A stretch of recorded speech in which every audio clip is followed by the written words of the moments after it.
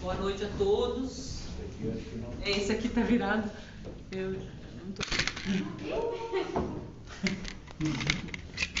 Qual é a técnica? Olha a técnica. Qual é a técnica?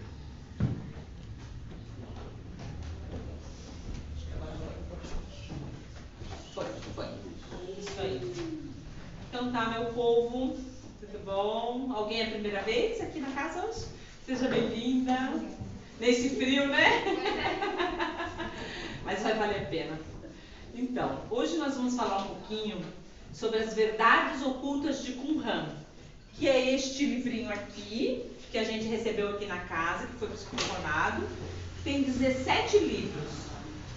E vamos falar um pouquinho o que é o Qumran, da onde vem essas cavernas, os apócrifos que foram encontrados lá, né? E vamos conversar, ter um bate-papo hoje sobre esse livro, que é um livro que traz muito conhecimento e que são ocultos, né? Que estão ocultos ao povo. E a espiritualidade diz que é em tempo de a gente ficar sabendo de muita coisa que está nesse livro e que não era permitida até então. Vamos fazer então uma oraçãozinha, pedindo para que a espiritualidade aqui presente possa nos abraçar, possa nos trazer esse amor que envolve todo esse universo, porque eles dizem sempre que estão conosco, em todos os momentos, em todas as situações, nunca nos encontramos sozinhos. Que possamos ter a gratidão por esses anjos amigos que estão ao nosso lado, nos orientando, nos intuindo para o melhor, para que nós nos tornamos um homem de bem, em virtudes, em alegrias, em situações onde possamos, sim, dizer ao nosso irmão o quanto o amamos. Que assim seja.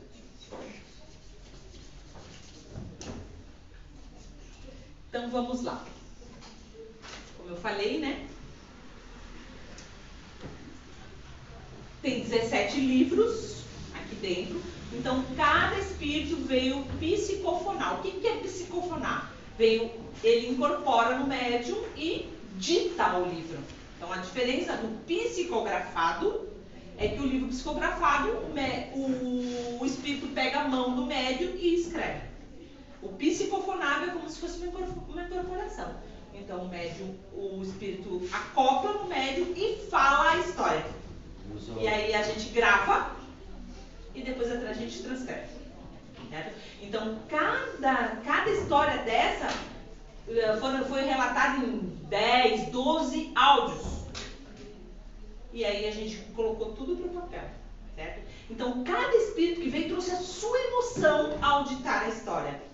Então a psicografia a gente não vê, porque é só nas palavras. Aqui a gente ouve a história pela boca do espírito, que sofre, que relembra. Como a gente sabe, não existe tempo na espiritualidade. É um campo, passado, presente e futuro. Então, quando eles estão ditando o livro, eles estão vivenciando. Então, eles choram, passam pela morte. Então, toda essa emoção que eles colocam na psicofonia é muito lindo para quem está escutando o livro. Claro que quando a gente coloca no papel, a gente tenta passar o máximo de informação. Mas às vezes a gente não consegue passar aquele sentimento que é quando a pessoa fala. Mas é muito bonito. Mas o João vai começar então a falar aqui para nós o que é Qumran. O que é Qumran, né? As verdades ocultas. Verdades ocultas, ok. Algo que foi ocultado de nós. Mas o que é Qumran? Então, gente, boa noite, né? Mais uma vez. Qumran. Qumran é uma localidade na Cisjordânia, lá próximo a uns 30 quilômetros, se não me engano, de Jerusalém, onde no ano de 1945 a 47 foi descoberto esses manuscritos. Tinha um pastor, ele estava cuidando lá do rebanho, e alguma daquelas ovelhas se perderam, fugiram do rebanho, e ele foi atrás e de repente ele deu de cara com aquelas cavernas e pensou, devem ter entrado ali as ovelhas. Aí, com medo de entrar na caverna assim de cara, que podia ter algum bicho, uma cobra, alguma coisa, né? Sim, dá o relato. Ele pegou umas pedras e jogou lá dentro, porque com o barulho das pedras, as ovelhas iam se agitar e ele ia escutar o barulho e ia identificar, ó, estão aí dentro, né? Mas quando ele jogou algumas pedras, ele escutou não o barulho dos animais se mexendo, mas escutou um barulho de uma cerâmica se quebrando. Aí ficou, opa, tem alguma coisa estranha aí. Aí chamou o companheiro dele lá e eles entraram naquela primeira caverna que foi descoberta e encontraram vasos de cerâmica grandes. Aí eles imaginaram, opa, estamos ricos, né? Achamos um tesouro. Mas quando eles abriram, eram manuscritos, eram pergaminhos em couro, escritos em couro e outros em papiros. Só que eles não imaginavam que ali era um grande tesouro, né? Que ali estavam alguns livros da Bíblia, do Velho Testamento, e até Isaías. O livro de Isaías estava inteiro. Só não sei se precisasse foi nessa primeira caverna ou não, mas enfim, alguns desses manuscritos eram escritos em couro. Aí o que eles pensaram?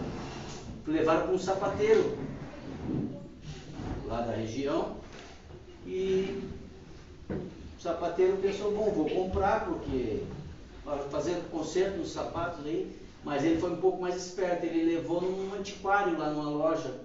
Aí o antiquário que olhou, opa, aí é coisa mais valiosa do que se imagina. Aí, através de alguns padres, que os arqueólogos, a maioria era padre naquela época, viram que era um tesouro aquilo, e aí eles começaram a negociar. Aquele cara do antiquário que comprou, veio pessoas dos Estados Unidos, americanos ficaram sabendo, e isso se espalhou um pouco, esses manuscritos, até que Israel começou a comprar tudo de novo. Comprou e tem um museu. Hoje tem um museu nos Estados Unidos em Jerusalém, em forma de um jarro assim, que eles encontraram, que é o Santuário do Livro, esses manuscritos. Dentro dessa sequência, esses livros são considerados apócrifos. Todo mundo já deve ter escutado, né? Como o nosso Qumran aqui, né? São livros apócrifos, né? O que é um livro apócrifo? A palavra apócrifo quer dizer oculto ou secreto. Mas com o tempo, esse termo oculto e secreto foi alterado. Foi transformado em um livro herético, nada confiável. Por quê? Porque a igreja, os bispos da época, eles definiram quais os livros que iam fazer parte da Bíblia. Eles consideravam esses livros canônicos, livros canônicos. O que é um livro canônico? É um livro considerado inspirado por Deus, pelo Espírito Santo. E como é que eles chegaram à conclusão? Nós vamos falar do Novo Testamento, né? Porque é o que a gente conhece mais, que são os 4 livros, né? Os 4 evangelhos. Evangelho também quer dizer boa nova, uma mensagem. Então, esses 4 livros, qual foi o critério que foi usado para definir o que é sagrado e o que é profano? Então, algumas teorias têm sobre isso, que quem decidiu isso foram os concílios que ocorreram durante a nossa história, né? O primeiro concílio, eu não vou falar do primeiro, que o primeiro concílio definiu os livros canônicos do Velho Testamento. Como a gente vai se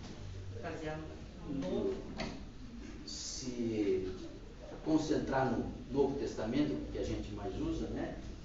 Então, quem decidiu que esses textos eram inspirados por Deus ou não, o critério que foi usado foi o seguinte: se juntaram aqueles bispos da época, né? Isso foi no Concílio de Niceia. Concílio de Niceia. Que foi em 325 da nossa era. DC, no caso, né? Esse concílio se deu assim, da seguinte forma: a separação dos evangelhos canônicos dos apócrifos, como expliquei, os santos dos profanos. Essa obra intitulada, essa pesquisa foi uma obra intitulada Libellus Syndicus, cujo autor apresenta essa versão que, como se deu essa eleição, né? Os bispos em oração se reuniram nesse concílio de Niceia, numa grande sala, se reuniram em oração, e os evangelhos foram por si só, imagina só, os livros foram por si só se colocar em um altar. Então, isso que eles falaram. Esses são santos porque os evangelhos, enquanto eles estavam em oração, os evangelhos foram lá e se colocaram. Outra versão foi que eles estavam em oração, os bispos, né? E que entrou nessa sala, através da vidraça, uma pomba, representando o Espírito Santo, e a pomba veio e pousou no ombro direito de cada um daqueles bispos que estavam ali, e a pomba sussurrou: ó, aquele evangelho é santo, aquele não é. Essa é uma outra versão. Tem mais uma versão ainda. Outra versão, que eles pegaram todos esses evangelhos que existiam na época e colocaram no altar. E, em oração, os que caíram no chão foram considerados profanos. Só sobrou aqueles ali. Mas, baseado nisso, por que 4 evangelhos? Os historiadores falam o seguinte: porque o mundo naquela época era dividido em 4 regiões. Existiam os 4 ventos também. E os 4 pontos cardeais. E nesses 4 ventos eles pensavam assim: o evangelho é o sopro de Deus. Então, se tem 4 ventos, tem 4 pontos cardeais, o mundo é dividido em 4 regiões, vai ser 4 evangelhos só. Então, qual o critério, né, para dizer o que é santo e o que não é, a gente? Então, cada um tira as suas conclusões, né?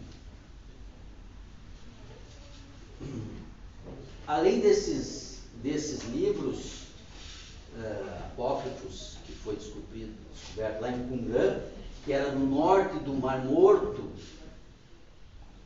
bem na ponta lá perto, como falei, de Jerusalém, foi descoberto também no Alto Egito outros livros em Nag Hammadi.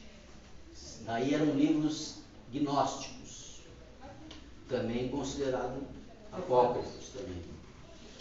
Só que esses livros, no Novo Testamento, tem muitos termos que eram usados, né? Termos gnósticos que foram usados no Novo Testamento. Então, fala-se muito também dos evangelhos gnósticos, nos primórdios da igreja primitiva.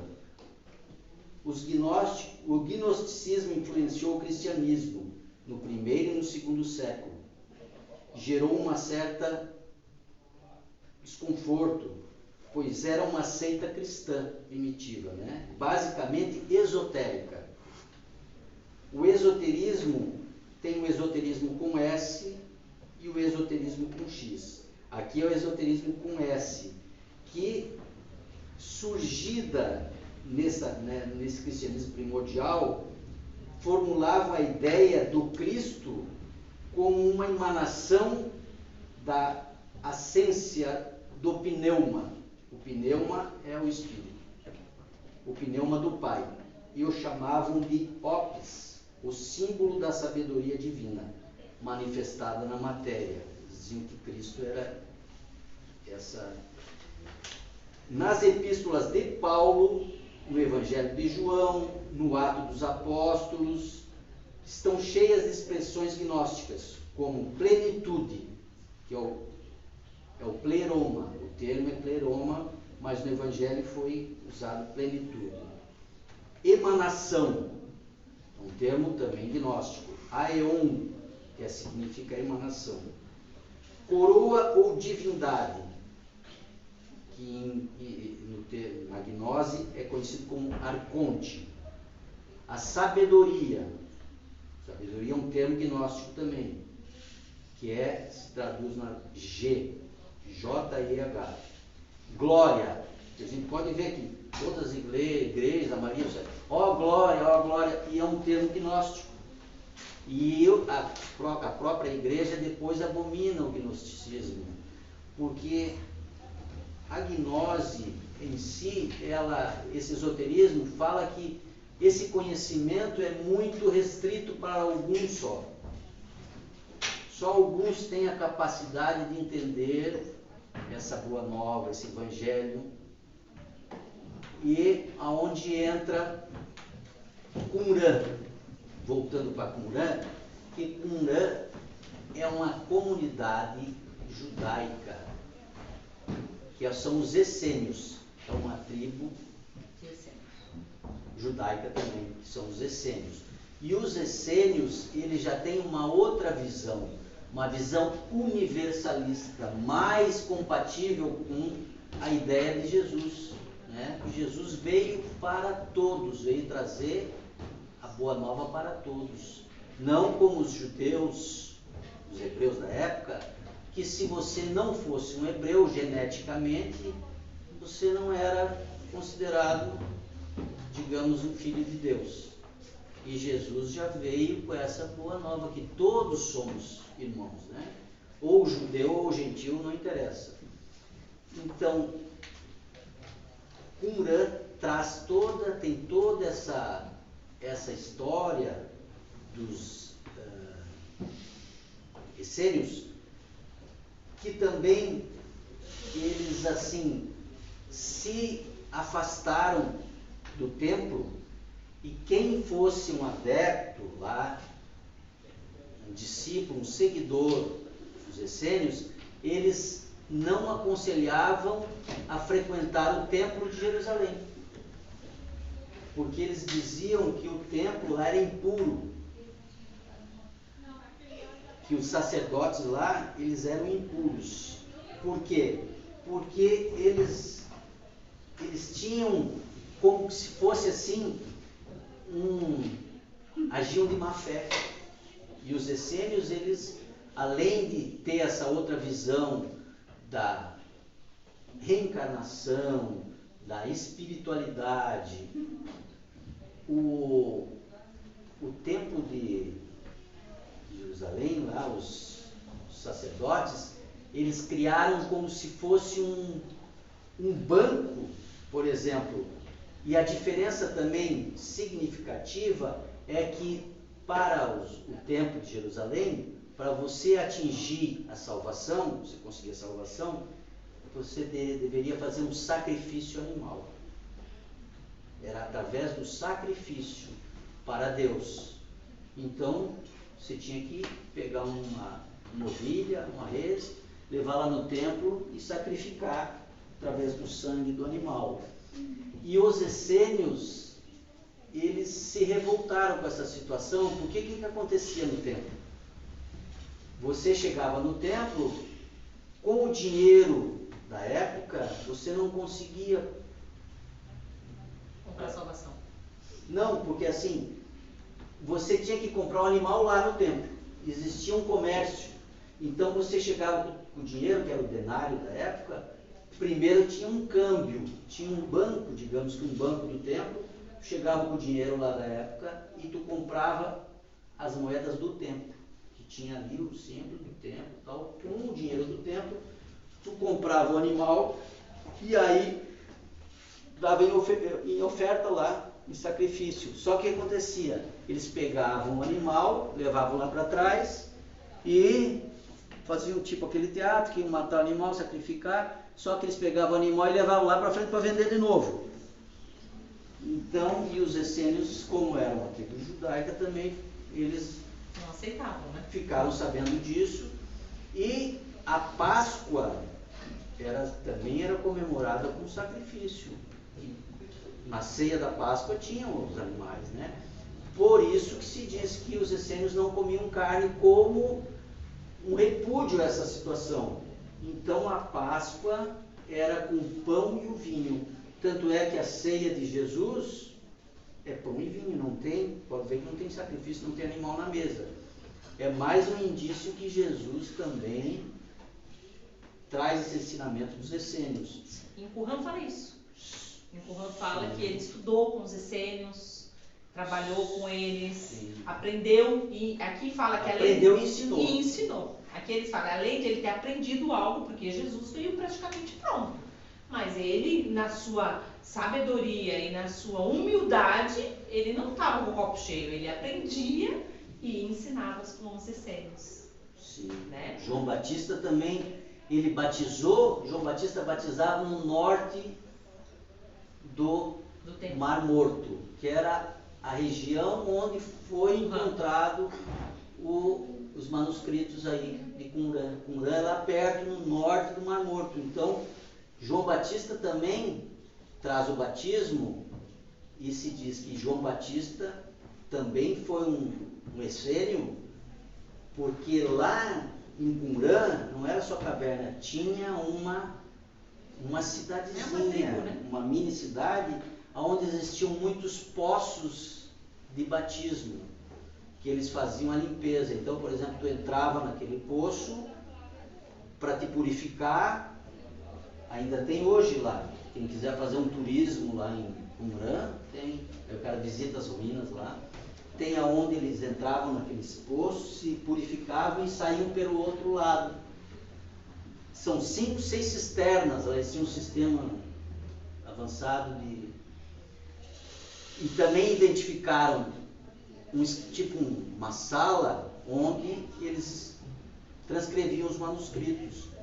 Foi encontrado em hebraico, em aramaico e em grego.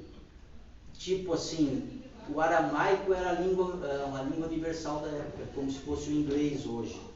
O grego também era uma língua mais universal, mas o hebreu era mais local. E tem textos lá em hebraico antigo, como eles falam, proto-hebraico, que há 2000 anos, hoje os estudiosos, arqueólogos, conseguem traduzir 100%. Tu vê que é uma língua, então eles falam assim, que é uma língua tão interessante que hoje, por exemplo, a carta de Pero Vaz de Caminha, que foi escrita 500 e poucos anos atrás, em português, se a gente for ler, ou algum linguista for ler, não consegue entender nada, não consegue traduzir direito. E aquela língua primitiva lá, ainda hoje tem gente estudiosos que traduzem. Então são 900 livros que foram encontrados, 4.000 fragmentos. Você acompanhou ali, né, no History, se vocês procurarem no History na internet, tem um especial só sobre os manuscritos de Qumran.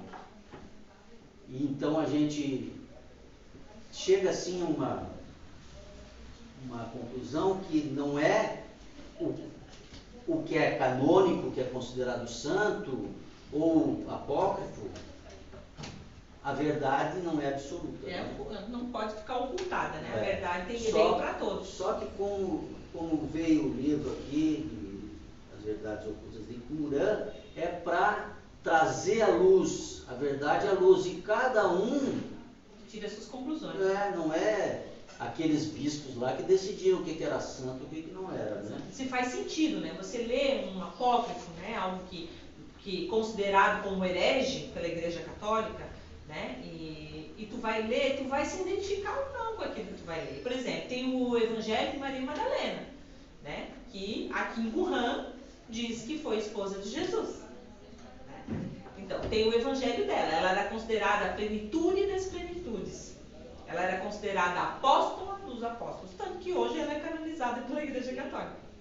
Foi descoberto, aqui ela mesma fala, né, que ela não era prostituta, realmente Jesus foi ao lar dela e expulsou os demônios, como realmente fala, né, na Bíblia, mas ela não era prostituta, ela era filha de um grande comerciante da época, né, e Jesus entrou na casa dela, conta os detalhes, e quando ele chega lá, ele entrou na casa dela, expulsou os demônios e ela o seguiu. A partir dali, ela pediu permissão para o pai disse que já sabia que ela estava pronta e ela saiu dali só com a roupa do corpo e seguiu ele até a sua morte.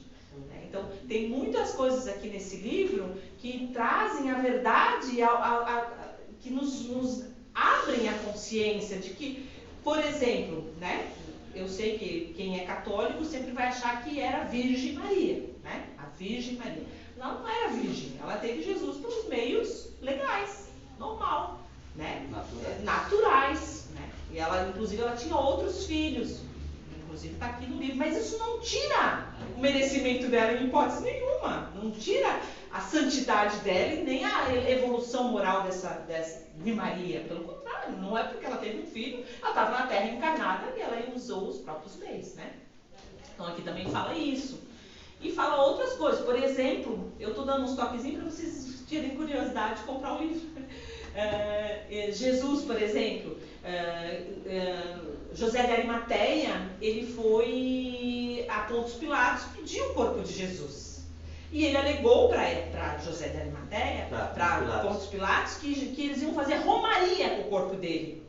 Então ele foi até Pontos Pilatos e pediu, e falou assim, não, leva, joga no mar, faz qualquer coisa, mas tira esse corpo daqui. Pois ele levou lá para Catatumba lá, que eles fazem com pedras, deixou lá e na madrugada daquela noite ele jogou e retirou ele. Aqui diz que levou para a França, no Manaus. E até hoje o corpo de Jesus está enterrado na França.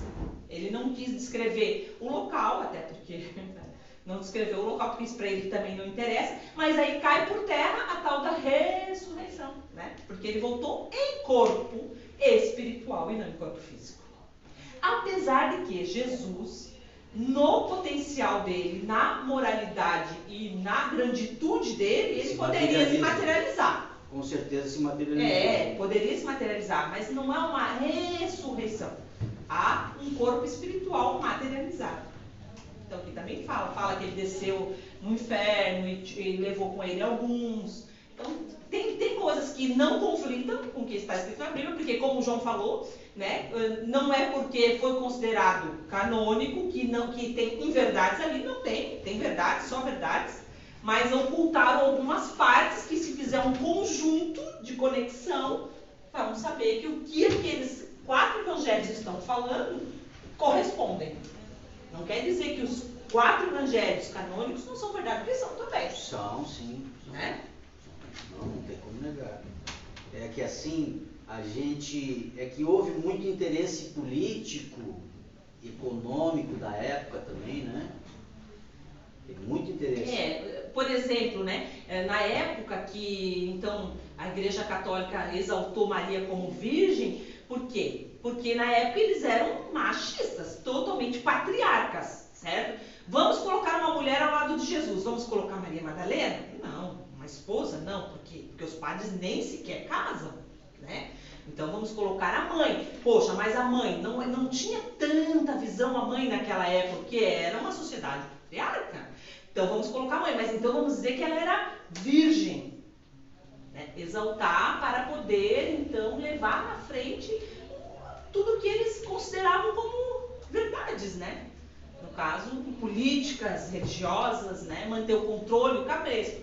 Então, os livros que eles consideravam apócrifos, que não condiziam com o que eles pensavam na manipulação, esses a gente tira. Então, esses não é verdade. Esses são. Então, tem muito. Inclusive, um dos espíritos que ditou aqui para nós, falou que tem muita coisa ainda dentro dentro do Vaticano, que se vira à luz aqueles pergaminhos, aqueles livros que estão lá, vai cair por terra toda a egrégora de Roma. Então, isso é escondido realmente e poucos têm acesso. Aí, não sei se alguém já viu aquele O Nome da Rosa, né? Que padres morriam, é um livro, né? Que é um filme, que daí eles para folhar, eles colocavam assim para folhar, porque eram muitos grudados e morriam. Por quê? Porque muitos livros eles colocam veneno para que ninguém escolheia. Né? É que assim não podia sorrir, você não podia ser feliz. Aquele cúpula religiosa, eles diziam que você tinha que ser sofrido para atingir, tinha que ser penoso, e você não podia ter felicidade.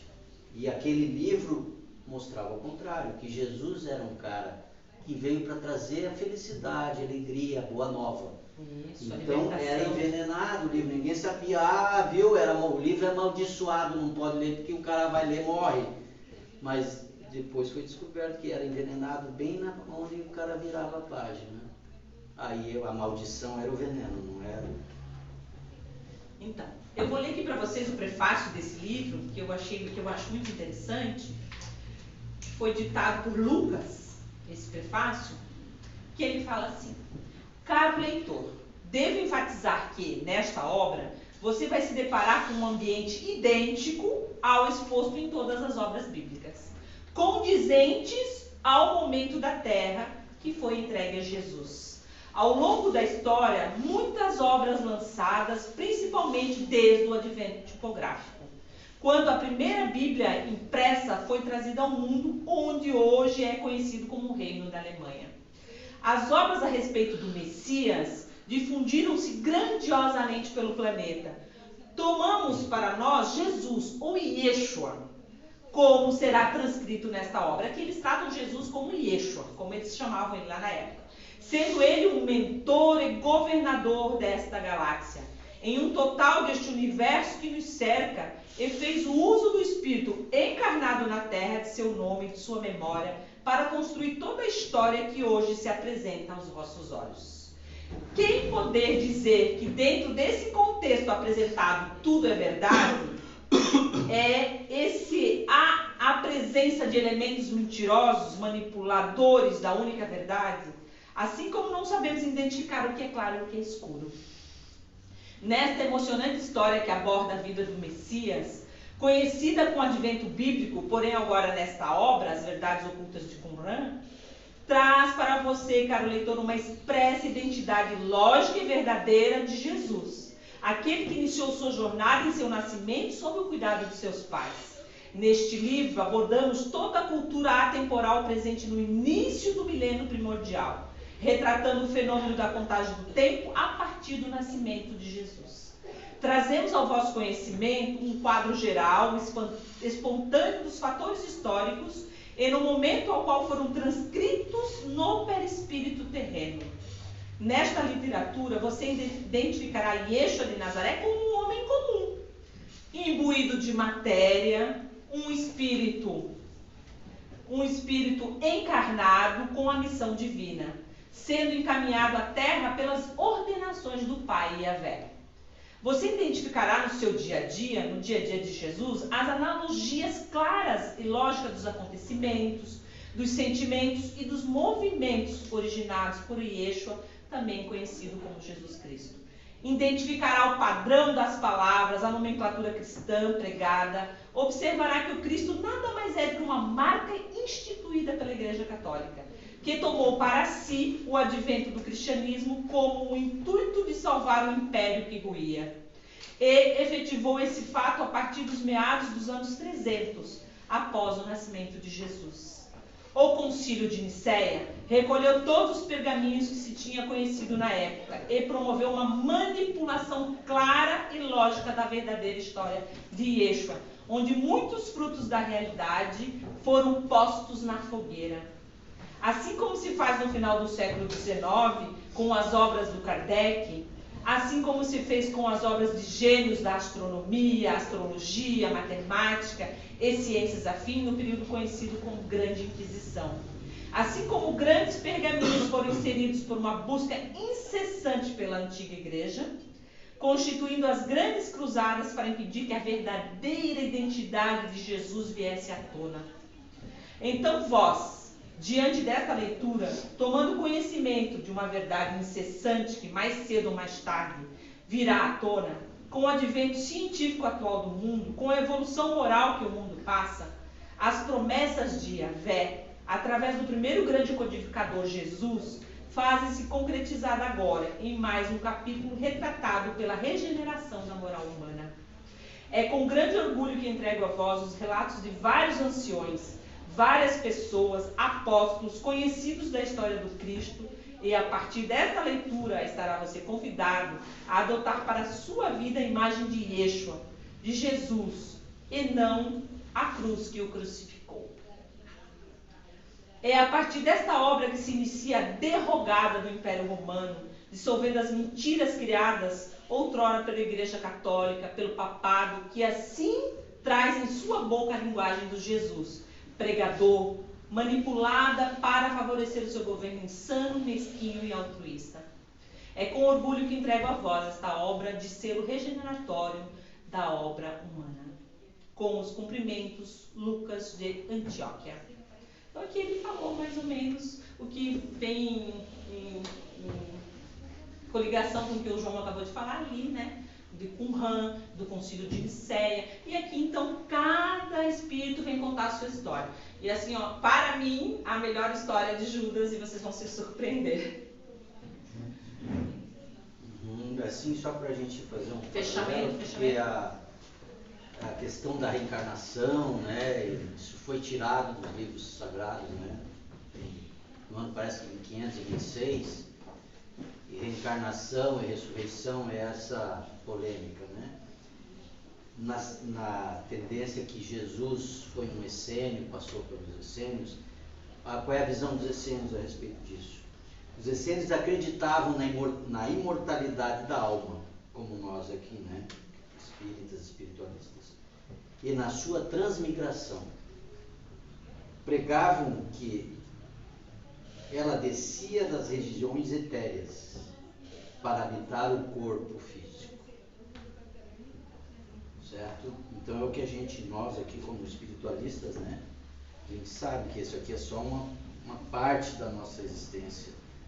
Então, os essênios já 300 anos antes de Cristo, eles já tinham essa visão da imortalidade da alma.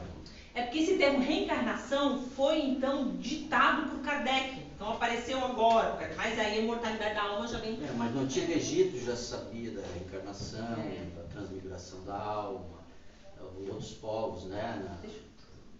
No Oriente, lá, o hinduísmo, todos esses povos, essas religiões já tinham esse conhecimento da reencarnação, né? Isso. Agora, para fechar, eu vou ler uma passagemzinha também do livro de Qumran, que fala assim: Jesus falou para os seus discípulos: a morte é um alento ao espírito cansado. E quando daqui partires, caminhas em verdes prados, ou cruzas estradas obscuras, a verdade em teu ser está. Então, o que ele está falando para nós, né? Que nós trazemos a verdade no nosso espírito. Quando a gente desencarna, a gente pode ir para um lugar bom, verdes prados, ou para lugares obscuros. Depende de como está a nossa moral e a nossa ligação com o divino. Então, ele passa, é uma passagem aqui que ele passa tem várias passagens de Jesus contando aos espíritos e eles nos falam. É o nosso livre-arbítrio, a gente que escolhe, né? O que se vai, para que lado vamos, né? É isso aí. Vamos então fazer uma oraçãozinha. Hoje a gente, como estamos em 2, a gente fez 40 minutos. Tá super. Vamos fazer a oração da casa. Ó Senhor amado, Criador de todos os mundos, do céu, da terra e do mar, abençoai o lar, casa, irmãos de luz. Abençoai todos os lares que à nossa volta estão. Distribui sobre a terra suas bênçãos, suas glórias e a força de seus pensamentos. Salve o povo cigano, salve Iemanjá, a rainha do mar. Rosas brancas te oferecemos a paz do mundo, assim como a nossa paz, a paz da casa Irmãos de Luz. Pai amado, assim seja feito em teu nome, através de seu Filho Jesus, que ao mundo trouxe a luz do paraíso. Ó Jerusalém, cidade sagrada, ó Nazaré, cidade amada, sagrada, consagrada, iluminada pela luz dos bastiões dos céus. Iluminai a casa, Irmãos de Luz, e orientai as almas perdidas que ali estão, a seguirem o caminho da retidão. Que assim seja, glória a Deus. Essa oração maravilhosa que Maria Madalena nos deixou para a casa Irmãos de Luz. Que assim seja. Assim seja. Boa noite. Boa noite, obrigado. Pastor. Faz aí ideia como é que era. Aqui, João. Pode ir.